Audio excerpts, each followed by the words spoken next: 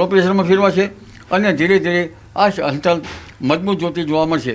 પરંતુ તે પછી જોવા જઈએ તો બંગાળ ઉપસાગરમાં એક સિસ્ટમ બની રહી છે. આ સિસ્ટમ મજબૂત છે અને ભારે ચક્રવાત બની શકે તેમ છે.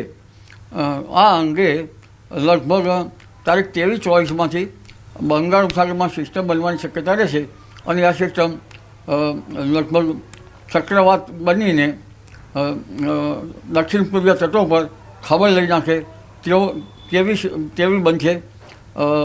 લગભગ 100 કિલોમીટર ઉપરનો પવન ફૂંકાશે અને ક્યારેક 150 કિલોમીટર પર અવરના પણ પવન ફૂંકાવાની શક્યતા રહેશે.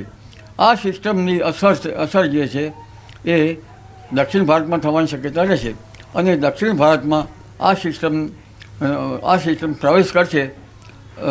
લગભગ આ સિસ્ટમ 28-29 તારીખ સુધીમાં વધારે સક્રિય રહેવાની શક્યતા રહેશે.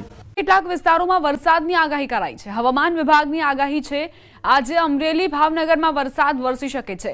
દાહોદ છોટાઉદેપુર ભરૂચમાં પણ વરસાદની શક્યતા.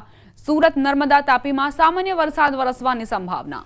ડાંગ નવસારી વલસાડ પણ પ્રભાવિત થઈ શકે છે. સામાન્ય વરસાદ અહીં ખાબકી શકે છે.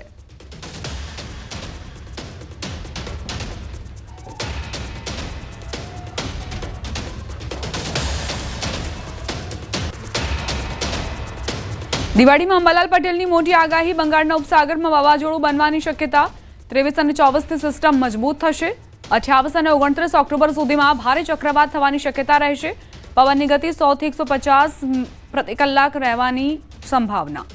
બંગાળ ઉપસાગરમાં 23 અને 24માં એક વાવાઝોડું આકાર લેતું જોવા મળશે. 28 અને 29 સુધીમાં આ વાવાઝોડું ભારે ચક્રવાતમાં ફેરવાઈ શકે છે. બંગાળ ઉપસાગરમાં ભારે વરસાદ થઈ શકે છે.